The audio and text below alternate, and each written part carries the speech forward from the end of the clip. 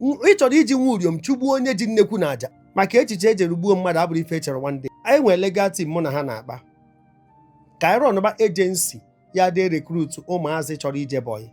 So onwe parents chọrọ ka nwa ha jee Bọyị, they will contact us.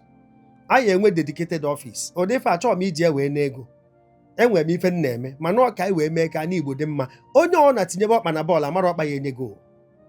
Ka anyị meenụ ka anyị Igbo dị mma, ka ọ dị better than we met it, maka the posterity and our children. Anyị jidesi afa ndị chọrọ ije Bọyị, anyị na-enye ha ọzụzụ, na-enye ha ndụmọdụ, na-enye ha orientation.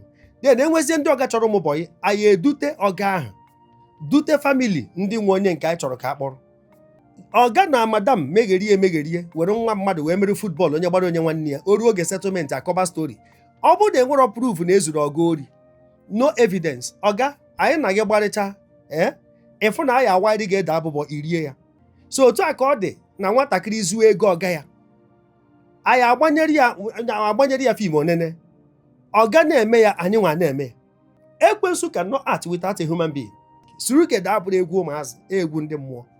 Ọkwụ na afọ na ife gbasara nwa Bọyị a anyị na-ekwu okwu ya, nke a ji ife wee kugbuo ọga ya.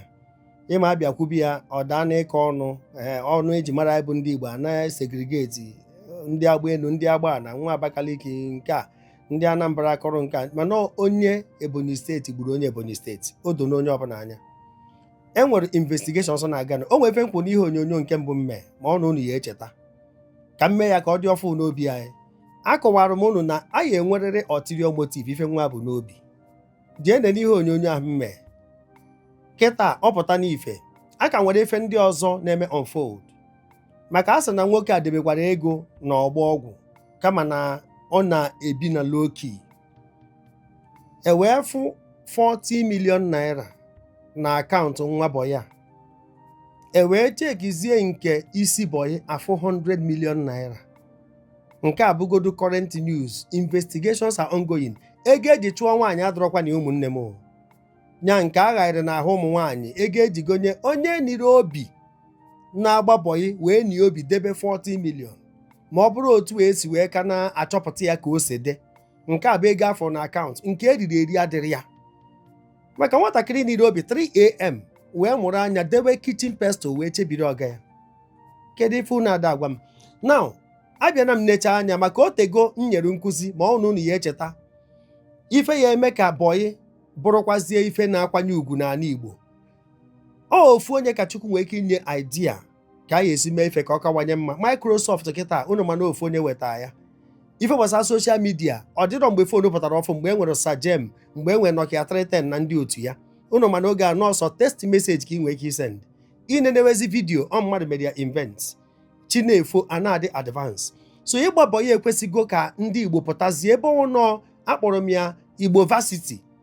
Igbo varsity ka m kpọrọ ya.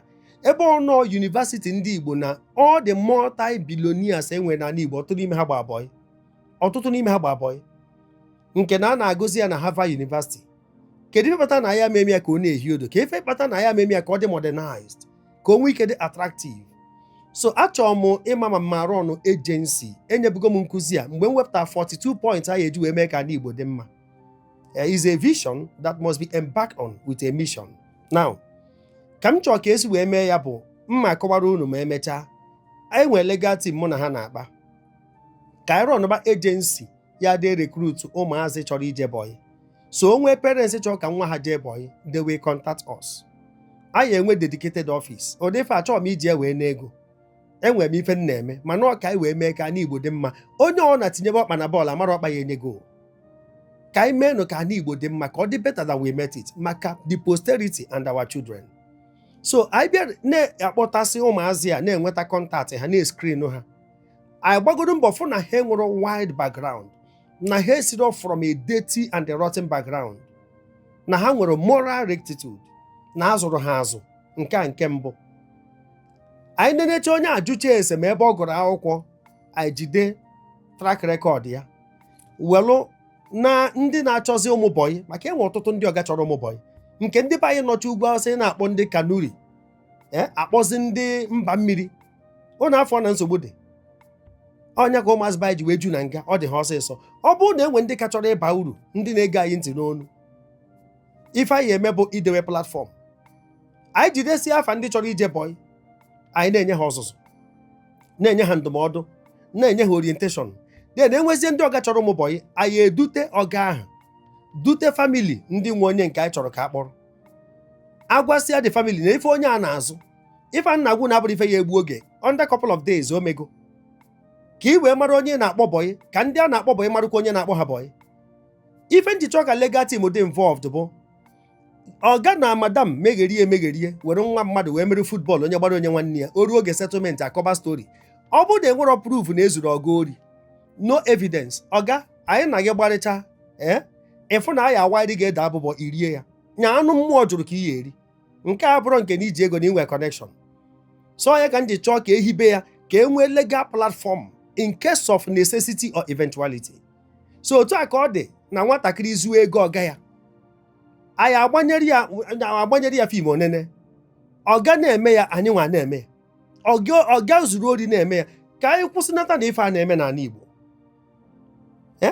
Ị chọrọ iji nwa uriom chụgbuo onye ji nnekwu na aja, obere nwa ho na 40 million. Nke a bụ nke erifọrọ erifọ. Anyị amabụrụ ma onwe property ego somewhere, amabụrụ ma onwere nwanne ya nwaanyị akwụire ego ma parents. Maka echiche ejere gbuo mmadụ abụrụ ife echere one day, nke igbu ọga jekwu nwanne nwaanyị na-alahụ ụla.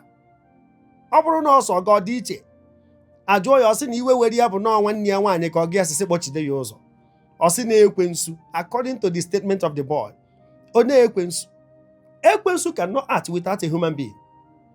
Ọgwụfere ekwensu, he cannot function without it. O nwere aka, o nwere ụkwụ, mmadụ ka o ji alụ ọrụ. Si ime onwe gị a tool in the hand of the devil, then you have to face the music. Suru ke da abụrụ egwu ụmụazị, egwu ndị mmụọ. So asị m ka m kwute ife a na the agency, o nwee ka ọ ya bụ sọsọ God's agenda ya arụ ọnụ ya. Ife ndị rolu ya out bụ ịchọ ime ife ọma passionately, ọ bara uru izo ya ezo. Na ndị ọcha mere ụwa ọ dị simplified, ọ maka na ha nwee broad mind, ha chọọ ka life ọ dị simplified. Chinefo a na-ewepụta ife ya na-eme life made easy. Mana nke ba ndị isi ojii bụ anyị a na-ezo ya ka ọ bụrụ sọ mụ na my family ya enwe ya. Enwuzie that knowledge anwụọ, ka efe contribute kedu impartation inwe na people's lives. So ewepụta m this idea so that otu esi arụ ọnụ made ma ọ bụ onwe ndị na-akpọnye mmadụ made, anyị mee ya na bọyị ọkwanye ugwu, ọ dị official, so that anyị kpọnye gị nwata, ọ bụrụkwa echi akpọba anyị maka complaint. Ife anyị ji wee debe the legal team, m ji wee kọwaa ife abụ ose etie, I will announce it, na ịchọ nwa bọyị contact us. Then ndị family anyị akpọta ya kpọjọ ụmụ ha bọyị contact us. Anyị nwa nọ ka middle agent, mana ịkpọrọ ha na the legal team nọ there in case of necessity or eventuality. Ife ya emezinụ bụ na ọ bụrụ nwatakịrị kwa ụkwara ịkpọba anyị na phone, anyị ama enwekwa time to accommodate that. Even ji akọwa ya ọfụma bụ the legal team bụzi ndị dị connected to the both families, ka ọ ya bụ onwe ka o si dị. Agagide iru ọ bụrụ na ụzọ agarozi aghara azụ, onye ọ na-achọ ụzọ ya. Ọ bụrụ na 1 year ka a na ọ bụrụ 2 years, ịfụ na nwatakịrị amụtaba n'ọzọ. Ọ bụrụ na o wee ife ihe enye ya, o bụrụ owe ya jebe adị mbụ eme ya eme. Maka ife onye bụ ụzọ mụta na bọyị ka eji esetụlụ ya. Onye jere bọyị wee tụwa nwaanyị ime, ọ gaghị na-atụ afọ na-atụ afọ ime. Ịtụ afọ ime ọ nata emerụ gị offload, buru ya nawa ọrụ vulcanize ejeruo na bun. Steven ji wee tụpụ ife abụ ka anyị marụ nọ ife a ka anyị na-ezube. Nya bụ njem nọ na pipeline. Chineke nye aka, ọ ka ya apụta ife ka ọ bụrụ our own little quota anyị na-contribute ka e nwee a better tomorrow n'ala Igbo. Zisa na ihe onyonyo a, aha m brother Paul Chigbo, onye afọrọ taa ka afọ ya echi, ka emesịa nụ.